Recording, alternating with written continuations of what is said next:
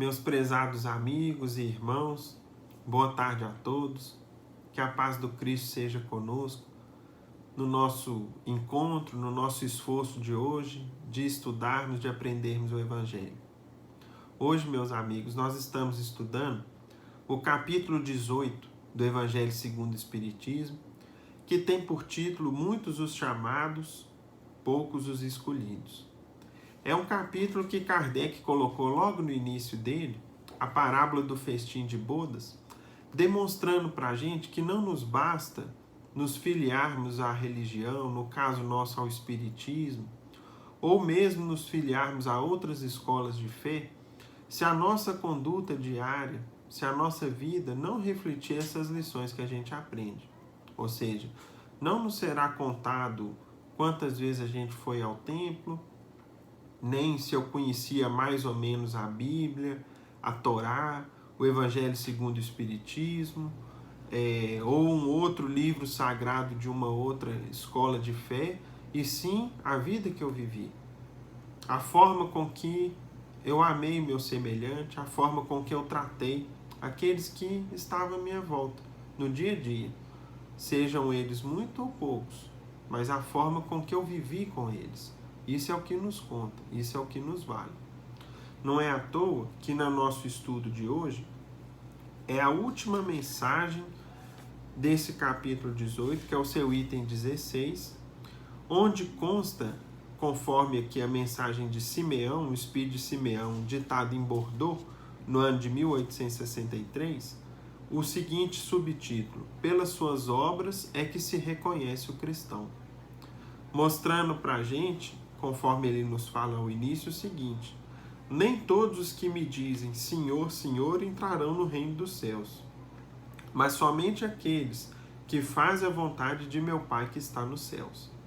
Ou seja, meus irmãos, ele nos diz aqui mais adiante: procurai os verdadeiros cristãos e os reconhecereis pelas suas obras. Então, o que nos marca, o que nos distingue como cristãos, conforme Jesus fala também no Evangelho de João, naquele instante em que ele ceava com os apóstolos pela última vez, ele dizia claramente para eles o seguinte: olha, vocês não serão conhecidos por uma marca exterior, por uma vestimenta, por um tipo de se trajarem, de se vestirem, né, ou por uma marca, enfim, seja ela qual for, mas sim por se amarem muito uns aos outros, pelo amor em prática, pela caridade praticada. Essa é a marca que distingue o cristão, pela disposição do sacrifício pessoal, da renúncia daquilo que nos favorece em benefício de quem está à nossa volta. E daí então, meus irmãos, o Espírito de Simeão dá continuidade na nossa lição de hoje. E nós vamos aqui, nos nossos comentários, nos concentrar no que Simeão começa a nos dizer daqui por diante. Nós vamos, portanto, trazer algumas ilustrações que vão demonstrar para a gente a importância da árvore do cristianismo, que é a comparação que ele faz, comparação essa muito feliz, e que inclusive é tida, é tomada, utilizada pelo próprio mestre, quando faz referência às suas lições que ele nos legou. Então vamos lá. Discípulos do Cristo, compreendei-as bem, ou seja, essas palavras. Uma árvore boa não pode dar maus frutos, nem uma árvore má pode dar frutos bons. Ou seja, Simeão nos fala, precisamos compreender bem essas palavras. Que frutos deve dar a árvore do cristianismo? Árvore possante, cujos ramos frondosos cobrem com sua sombra uma parte do mundo, mas que ainda não abrigam todos os que hão de grupar em torno dela?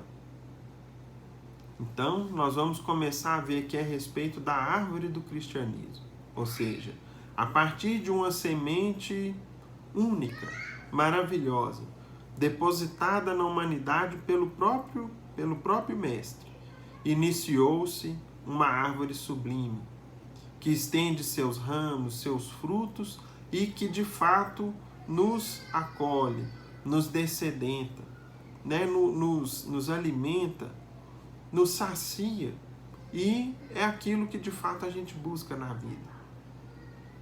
Continua Simeão dizendo: os ramos, ou seja, da árvore do cristianismo, e seus frutos são frutos de vida, de esperança e de fé. O cristianismo, qual o fizeram há muitos séculos, continua a pregar essas virtudes divinas. Esforça-se por espalhar seus frutos, mas quão poucos os colhem. Então, quais são os frutos da árvore do cristianismo? A fé, a vida feliz, a esperança. A árvore é boa sempre, porém, maus são os jardineiros. Entenderam de moldá-la pelas suas ideias, de talhá-la de acordo com as suas necessidades. Cortaram-na, diminuíram-na, mutilaram-na. Tornados estéreis, seus ramos não dão maus frutos, porque nenhum mais produzem. O viajor sedento, que se detém sob seus galhos à procura do fruto da esperança, capaz de lhe restabelecer a força e a coragem, somente vê uma ramaria árida prenunciando tempestade. Em vão pede ele o fruto de vida à árvore da vida. Caem-lhe secas as folhas, tanto as remexeu a mão do homem que as crestou. Então, meus irmãos, vejam que nessa primeira parte, Simeão faz referências corretas ao que nós fizemos, nós, humanidade, fizemos com a árvore do cristianismo ao longo dos séculos, até que nos chegasse a doutrina espírita. Qual que foi o nosso papel? Foi o do jardineiro infiel, do mau jardineiro. Do jardineiro que não foi zeloso com o seu trabalho, que deixou em segundo plano, ou que entendeu de modificar a árvore conforme os seus pontos de vista, podando-a, tampando, ou seja, modificando em sua natureza, fazendo com que ela, aos poucos, fosse ameaçada em sua própria existência. E isso, meus irmãos, nós vamos ver quando a gente estuda e analisa a história do cristianismo. Até o 3º século da era cristã, ou seja, nos 300 primeiros anos da nossa atual era cristã, nós tivemos o cristianismo praticamente mantido em suas características iniciais. Características iniciais essas que eram a humildade, o cultivo do amor ao próximo, a necessidade da simplicidade daqueles que o professam, a ausência de sacerdócio. Os templos cristãos eram sinônimos de casas de oração, estudo e trabalho, onde ali se reuniam não somente para estudar e divulgar as ideias do Cristo, mas para acolher os necessitados. Foram as primeiras enfermarias, os primeiros hospitais do mundo, tal como a gente vê, por exemplo, na descrição da Casa do Caminho, no estudo que a gente tem feito do livro Paulo Estevam. Assim eram as primeiras igrejas cristãs.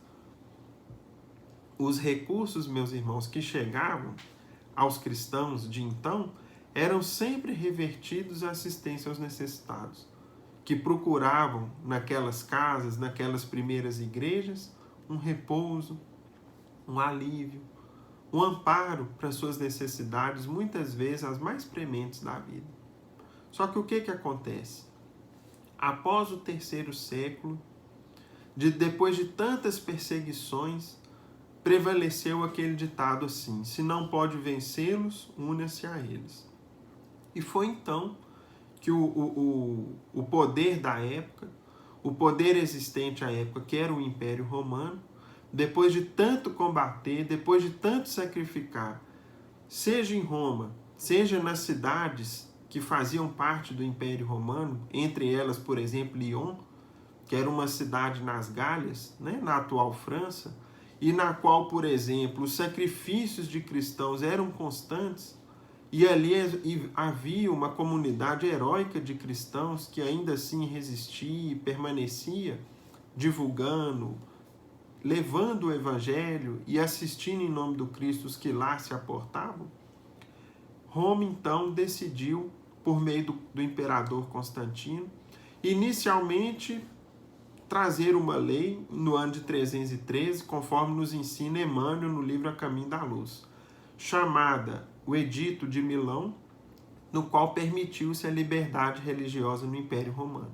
Ou seja, era o fim das perseguições, que foram se consolidar no ano de 324. Entretanto, meus irmãos, mais tarde, o que começou a acontecer dali por diante? Emmanuel nos fala assim, ó. Logo depois da vitória de Constantino e a sua ascensão como novo imperador romano, os bispos romanos solicitavam prerrogativas injustas sobre os seus humildes companheiros de episcopado.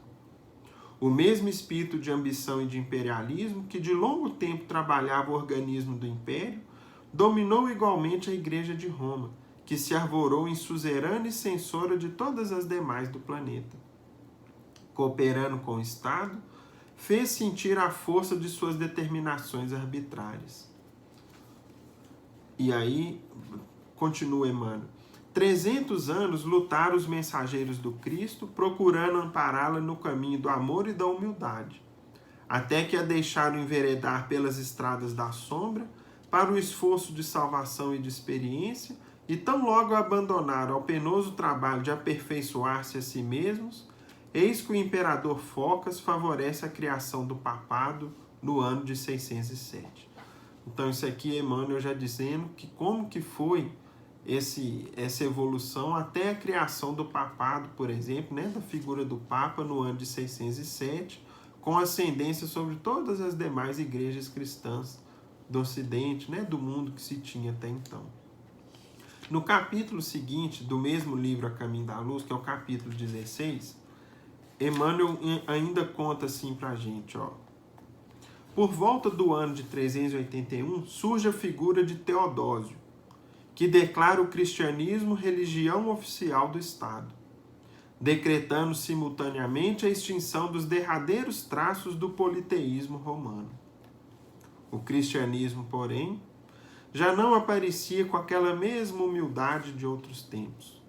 Suas cruzes e cálices deixavam entrever a cooperação do ouro e das pedrarias, mal lembrando a madeira tosca da época gloriosa das virtudes apostólicas.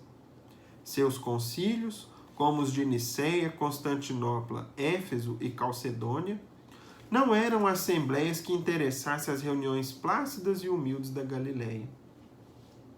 Que imitassem as reuniões da Galileia. A união com o Estado era motivo para grandes espetáculos de riqueza e vaidade orgulhosa, em contraposição com os ensinos daquele que não possuía uma pedra para repousar a cabeça. As autoridades eclesiásticas compreendem que é preciso fanatizar o povo, impondo-lhe suas ideias e suas concepções, e longe de educarem a alma das massas na sublime lição de Jesus, entram em acordo com a sua preferência pelas solenidades exteriores. Ou seja, já era algo que o povo estava acostumado com o politeísmo romano. Pelo culto fácil do mundo externo, tão ao gosto dos antigos romanos, pouco inclinados às indagações transcendentes. Herdando os costumes romanos e suas disposições multisseculares, procurou um acordo com as doutrinas consideradas pagãs, modificando as tradições puramente cristãs, adaptando textos, improvisando novidades injustificáveis e organizando finalmente o catolicismo sobre os escombros da doutrina deturpada. É assim que aparecem novos dogmas, novas modalidades doutrinárias, o culto dos ídolos nas igrejas, as espetaculosas festas do culto externo, copiados quase todos os costumes da Roma anticristã. Então, meus irmãos, a gente vê que o caminho de deturpação do cristianismo iniciou-se nessa época, quando optou-se pelo culto externo, que era algo já do culto romano aos deuses pagãos, ou seja, da crença politeísta deles. Por quê? Porque era mais fácil.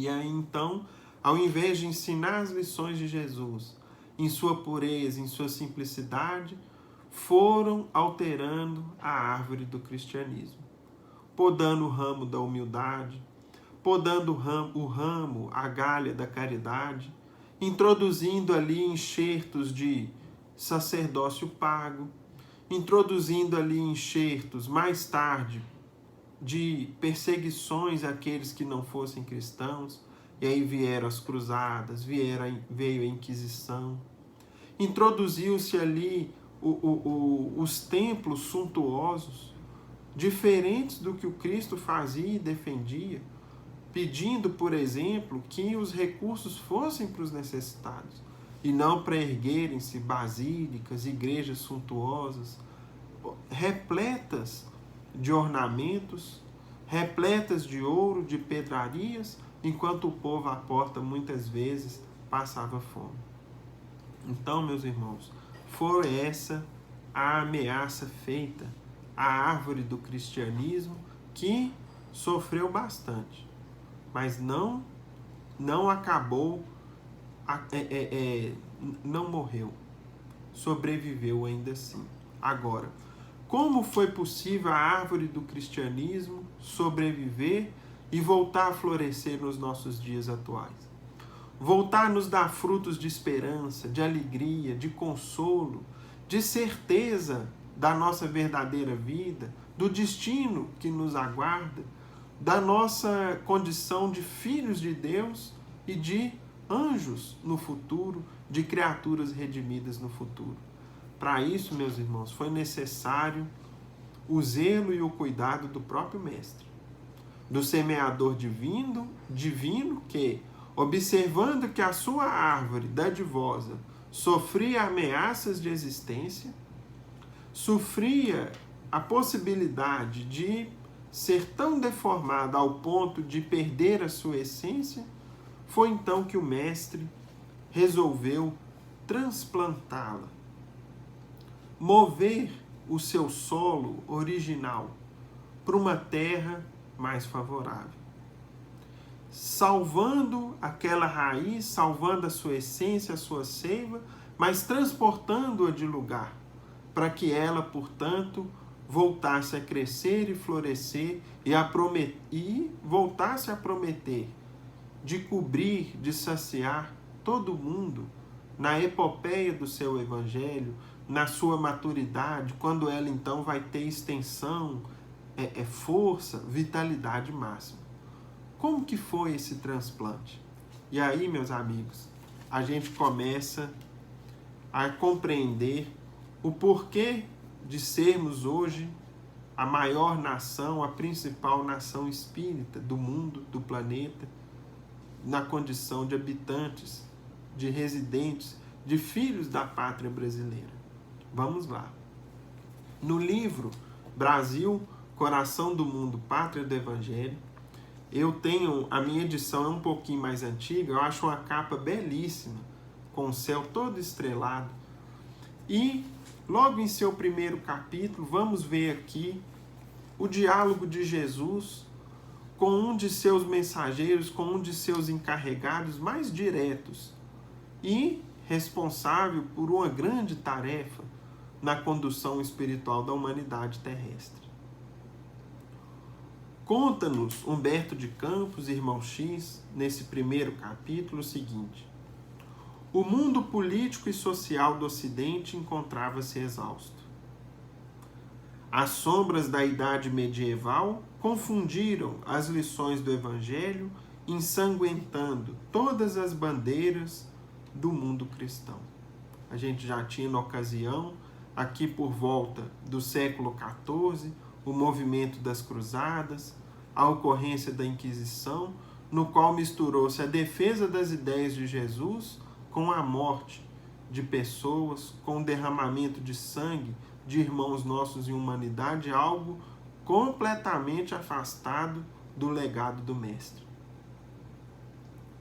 Foi após essa época, no último quartel do século XIV, ou seja, o último quartel do século XIV, entre os anos de 1375 e 1400, que o Senhor desejou realizar uma de suas visitas periódicas à Terra, a fim de observar os progressos de sua doutrina e de seus exemplos no coração dos homens. O planeta terreno lhe apresentava ainda aquelas mesmas veredas escuras, cheias da lama da impenitência e do orgulho das criaturas humanas e repletas dos espinhos da ingratidão e do egoísmo. E embalde seus olhos compassivos procuravam o ninho doce do seu evangelho. Então o mundo ainda apresentava todo aquele desequilíbrio, todas aquelas dificuldades, frutos ainda da ambição, do orgulho, da vaidade no coração dos homens. Foi então que ele chama um de seus cooperadores mais diretos e lhe fala: Eliú, disse a voz suave e meiga do mestre, a um de seus mensageiros, encarregado dos problemas sociológicos da terra.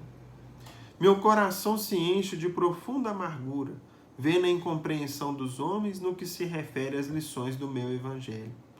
Por toda parte é a luta fratricida, como povo de infinitos tentáculos, a destruir as esperanças.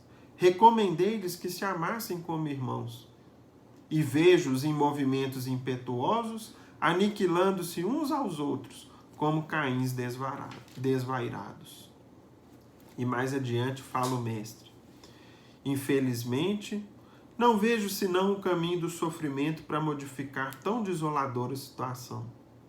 Aos feudos de agora, uma vez que ainda se encontrava o mundo na Idade Média, especialmente no que diz respeito à vida coletiva na Europa, seguir-se-ão as coroas poderosas, e depois dessa concentração de autoridade e de poder, serão os embates da ambição e a carnificina, da inveja e da felonia, pelo predomínio do mais forte. Foi então, meus irmãos, que Jesus segue o diálogo com Eliú e mais adiante lhe questiona, lhe aborda no seguinte sentido: Eliú, pergunta ele, onde fica nessas terras novas o recanto planetário do qual se enxerga no infinito o símbolo da redenção humana? E aí, meus irmãos, a gente observa o seguinte: qual seria o símbolo da redenção humana? Qual que é o símbolo mediante o qual nos basta olhar para que a gente lembre da maior injustiça já praticada na Terra e da reação mais sublime possível diante dessa mesma injustiça? É o símbolo da cruz, no qual o Mestre, o Cordeiro de Deus, a pureza em sua essência, detentor das virtudes, dos atributos mais sublimes a que podemos aspirar, injustamente foi condenado, sacrificado e ainda assim não reagiu no mesmo teor da agressão sofrida. Não reagiu com violência. Pelo contrário, nos ensinou a lição do perdão, do esquecimento das ofensas e de que e por aí, aliás, nos mostrando como lidar com o sofrimento na vida. Haja vista que o mestre não tinha merecimento para passar por aquilo. Ele assim o fez para que nos ensinasse a sofrer, sem revolta, sem queixa, sem lamentação, com espírito de aceitação e de olhos voltados para Deus. Então foi o que Jesus pergunta: onde no mundo que se enxerga no infinito o símbolo da redenção humana? Onde se enxerga a cruz nos céus? E aqui, meus irmãos, talvez você já tenha observado que nós temos ao fundo a bandeira de nossa pátria. E esse símbolo se ostenta para a gente com clareza, bem no centro de nossa bandeira, que é o símbolo do Cruzeiro do Sul, mostrando para a gente um símbolo no céu sublime, do qual lembramos do próprio Mestre e que só é observável no hemisfério sul, em especial nos céus do nosso querido Brasil. Foi então que Eliú lhe disse: Esse lugar de doces encantos, mestre, de onde se vêm no mundo as homenagens dos céus aos vossos martírios na terra, fica mais para o sul.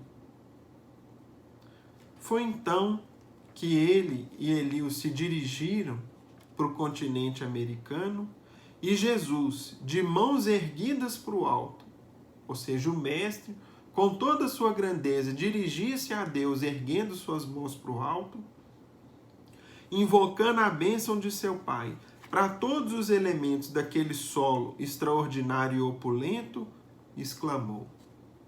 Vejam o que o mestre disse.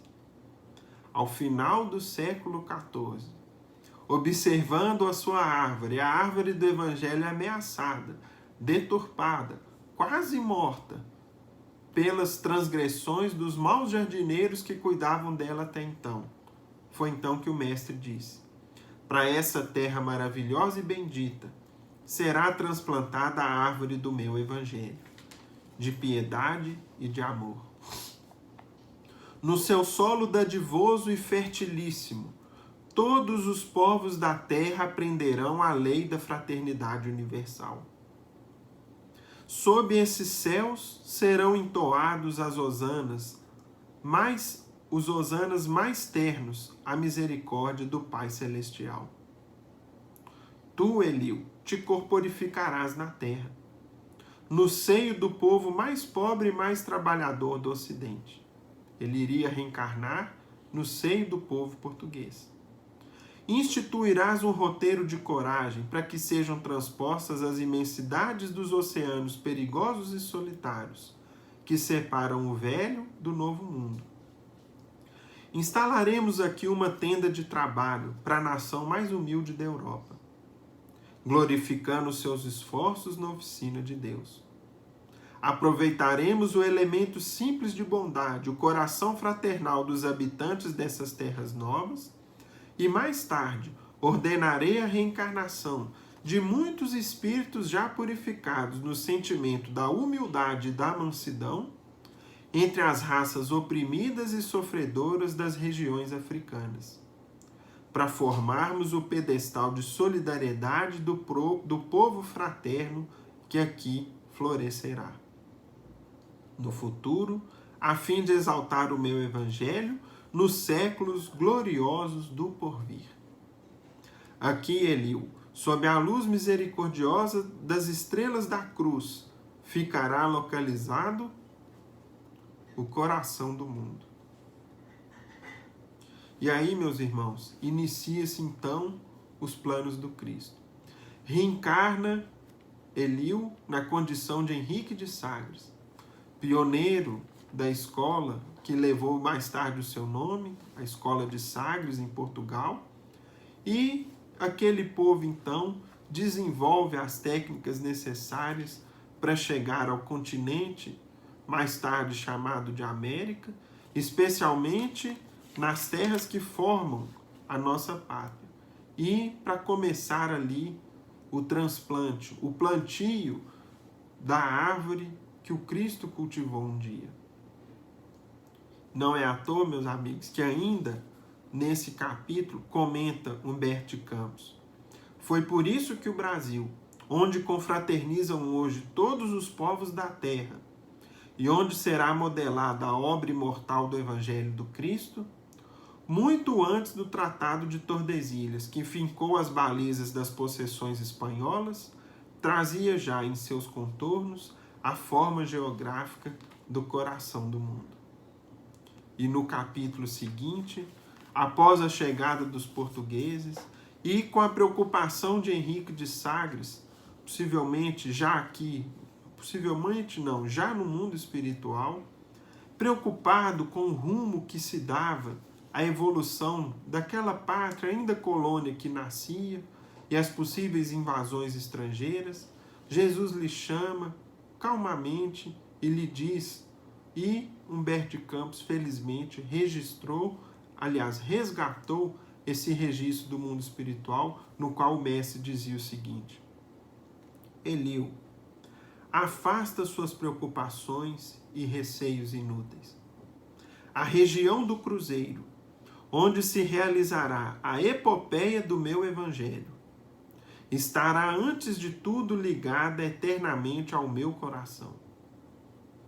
As injunções políticas terão nela atividades secundárias, porque, acima de todas as coisas, em seu solo santificado e exuberante, estará o sinal da fraternidade universal, unindo todos os espíritos. Sobre a sua volumosa extensão, pairará constantemente o signo da minha assistência compassiva, e a mão prestigiosa e potentíssima de Deus pousará sobre a terra de minha cruz com infinita misericórdia. As potências imperialistas da terra esbarrarão sempre nas suas claridades divinas e nas suas ciclópicas, ou seja, gigantescas realizações. Antes de o estar ao coração dos homens, é ao meu coração que ela se encontra ligada para sempre.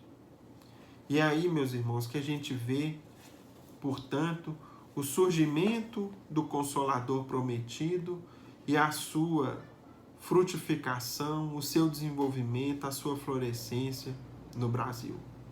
Porque aqui preparou o Mestre o terreno propício para que nós entendêssemos o seu Evangelho, novamente em sua pureza primitiva, novamente da forma que o Mestre deixou, fugindo de tudo aquilo que os homens acrescentaram no cristianismo, que não foi deixado por Jesus, que os homens acrescentaram como maus jardineiros, para que hoje a gente cultive a boa árvore, a boa semente do cristianismo puro. Por isso que no final da mensagem Simeão nos fala: abri, pois, os ouvidos e os corações, meus bem-amados, cultivai essa árvore da vida, cujos frutos dão a vida eterna. Aquele que a plantou vos convida a tratá-la com amor, que ainda havereis dar com abundância seus frutos divinos. A árvore que dá bons frutos tem que os dar para todos. E depois procurar os que estão famintos. Levai-os para debaixo da fronde da árvore e partilhai com eles do abrigo que ela oferece. E não é à toa, meus irmãos, e já concluindo a nossa participação, que na introdução, no prefácio do livro Os Mensageiros, redigido, legado por nós, o prefácio por Emmanuel, porque o livro Os Mensageiros é de André Luiz, Emmanuel nos fala no prefácio o seguinte: quando ele redige aqui, inicia o prefácio, ele nos fala o seguinte, que ele gostaria de grafar e destacar a necessidade de evidenciar a santa oportunidade de trabalho do leitor amigo nos dias que correm. Felizes os que buscarem na revelação nova o lugar de serviço que lhes compete na terra, consoante a vontade de Deus. Ou seja, tem tarefa para todos nós. Busquemos o trabalho que nos compete. Iniciando, meus irmãos, pelos pequenos exemplos, pela vivência do Evangelho no dia a dia. Engana-se quem pensa que o trabalho na nova revelação estaria limitado, por exemplo, à divulgação da doutrina, à condução, à leitura dos estudos e a reunir, a catalogar essas páginas que nós temos disponíveis. Essa é uma das frentes de trabalho, mas as frentes são numerosas e os trabalhadores muitas vezes são inconstantes e ainda são poucos. Portanto, nós temos um trabalho grande pela frente e feliz daqueles de nós que buscarmos o trabalho que nos compete, como jardineiros da grande árvore da vida. Essa é a nossa grande tarefa na existência atual. E nela que nós vamos nos redimir, nos tornar pessoas melhores e assim cumprir o objetivo que nos foi dado nessa existência. Pois bem, meus amigos, chegamos ao fim do nosso estudo e, portanto, vamos fazer a nossa prece de encerramento. Senhor Jesus, Mestre amado e querido amigo, agradecemos a oportunidade do estudo e do aprendizado que nos foi dado. Com a inspiração e o amparo dos nossos irmãos maiores, a quem sempre rogamos auxílio e proteção nessa tarefa bendita, mas singela, que temos a oportunidade de dar nossa pequena colaboração. Querido amigo, rogamos ao Senhor que ampare e abençoe a todos os que nos acompanham nessa hora, levando as suas bênçãos generosas aos nossos irmãos e companheiros do solar, aos nossos amigos, aos nossos entes queridos, aqueles que desfrutam conosco do mesmo teto. Que o vosso amor e a vossa bondade, Mestre, se estenda sobre todos nós, levando ainda aos nossos vizinhos, aos enfermos, aos governantes, aqueles que estão sofrendo nas ruas, aos homens de bem, enfim, Mestre, a toda a humanidade. O vosso amor, o vosso amparo, nesses momentos nos quais ainda atravessamos uma provação coletiva que atinge toda a humanidade e nos traz lições, nos traz aprendizados que devemos refletir em torno deles. Mestre amado, que essa oportunidade nunca nos falte e que o Senhor continue a abençoar o nosso querido solar, nossa casa na qual vinculamos os nossos corações e as nossas vidas, amparando a todos os tarefeiros, encarnados e desencarnados, bem como também, Mestre, a todos aqueles que são ali assistidos, encarnados e desencarnados, seja física ou espiritualmente. Ave Maria, cheia sois de graça, o Senhor é convosco. Bendita sois vós entre as mulheres, bendito o fruto de vosso ventre, Jesus. Mãe Santíssima, rogue a Deus por nós, pecadores, encarnados e desencarnados, hoje, agora e sempre, que assim seja. E com a nossa prece, em nome de Deus, nosso Pai, e de Jesus, nosso Mestre amado, bem como de Paulo de Tarso, patrono de nossa casa, agradecemos ao alto e damos por encerrados os estudos da tarde, na santa paz do Senhor, que assim seja.